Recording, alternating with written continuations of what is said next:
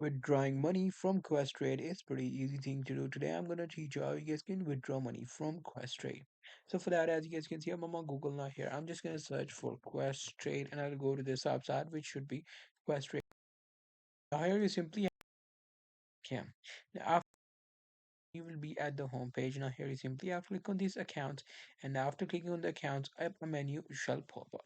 Now it is loading up. So as you guys can see, just click on this account to open up the account. Now here you simply have to click on this request and there another pop-up will open up. It is loading again, so it is already taking time.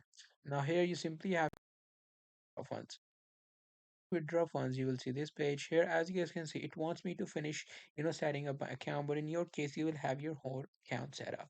Now there should be an option for what you want to do. You just have to enter the information to withdraw money right here. So that's pretty much it. That's how I'll be able to do it. Hope you guys find this video helpful.